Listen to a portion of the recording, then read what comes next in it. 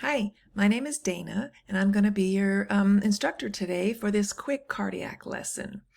So I know that you've already had some videos and some review on the cardiac system, so I'm not really going to go through all of the details. I'm going to go through a couple of the concepts. And then towards the end, we're going to start learning a little bit about heart failure. Now, as a review, I'm sure you all remember this. This is the heart, right? We have the atrium on the top. We have the right atrium and the left atrium. And on the bottom, we have the right ventricle and the left ventricle. Now, remember the atrium on the top, their job is to collect the blood and squeeze it down into the ventricles. So it's pretty much as simple as that. The atrium squeeze the blood down into the ventricles. They collect it and then squeeze it down into the ventricles. And that's pretty much what the job of the atrium is. Now, another thing you'll notice on this heart, besides the atrium on the top and the ventricles on the bottom, you'll notice that the right side over here is blue and the left side over here is red. Now, let's talk about that real quick. So why do they always, when they're making these hearts, why do they always make them red and blue? The blue is deoxygenated blood.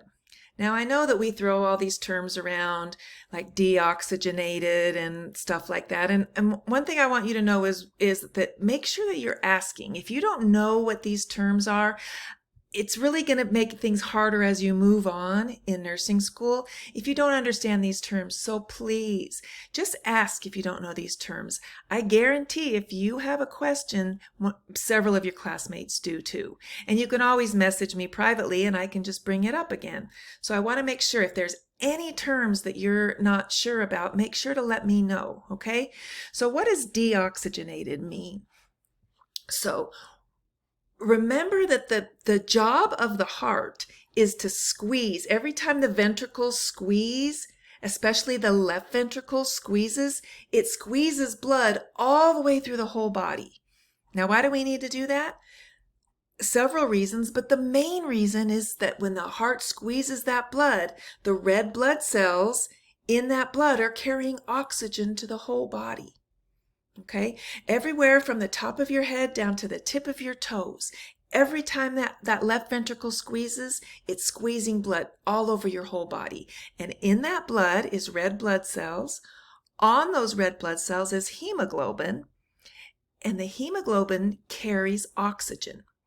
So in the heart, we go and we get oxygen from the lungs, and then the oxygenated blood after the lungs goes into the left ventricle, and then it squeezes and it carries blood all around.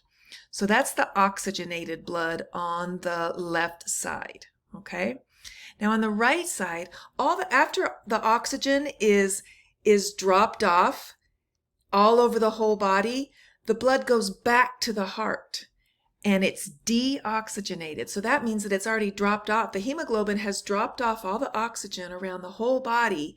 And now that deoxygenated or unoxygenated blood is coming back into the heart so that the right ventricle can squeeze and push that to the lungs, that deoxygenated blood to the lungs, where the lungs are going to put the oxygen onto the hemoglobin, and then when it comes back from the lungs, now we're on the left side where it's oxygenated. Okay, so let me review that real quick. So we're going to kind of walk through the cycle. So we have the superior vena cava and the inferior vena cava. The superior vena cava is going to bring all the blood from the top of my body back into the right side of my heart.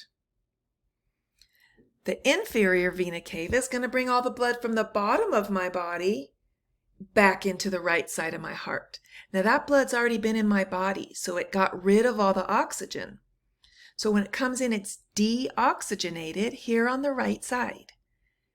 Now, all of this blood goes into the right atrium. The right atrium will squeeze and push the blood down into the right ventricle. Now, when the right ventricle squeezes, and remember, this is your heartbeat. When the right ventricle squeezes, it's going to squeeze the blood out into the lungs. And at the lungs, it's going to pick up oxygen and come back into the left atrium. Okay, and now when the left atrium squeezes, it's going to squeeze blood down into the left ventricle. Now the left ventricle is going to squeeze all this oxygenated blood, because it's already been to the lungs, squeeze all this oxygenated blood out to the whole body and deliver that oxygen to the whole body. And then the cycle's going to start all over again. So that's the whole cardiac cycle. That's the whole cardiovascular system. And how the main job, the main thing that we're thinking of is that we're getting oxygen delivered to every part of the body, to our brain, to our heart. Our heart needs to oxygenate itself, to our lungs, to our liver, to our muscles, all over the place, to everywhere in our whole body. Like I said, from the top of the head down to the tip of the toes.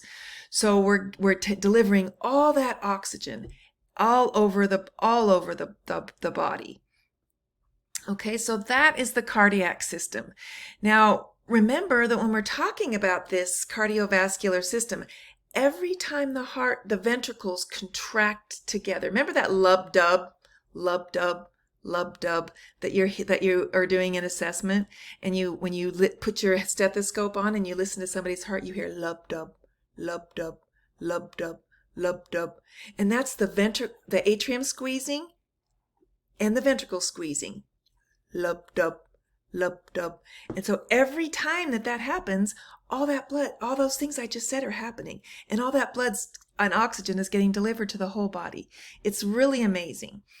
Now, when we talk about assessments, when you feel your pulses, like when we're working on our radial pulses and you feel your radial pulses, that is your heartbeat. Every time your heart beats, every time your heart squeezes that oxygenated blood all over the body, from the left ventricle, squeezes that oxygenated blood. It rushes through all of the arteries of my body, everywhere. And I can feel that every time my heart beats. So right here on the radial pulse, I can feel my heartbeat every time. Every time that left ventricle squeezes, I get a beat on my pulses. Same thing with my pedal pulses. Remember when we're learning those assessments on the pedal pulses? Same thing. The blood is, every time the left ventricle beats, the blood is getting pushed down to the pedal pulses.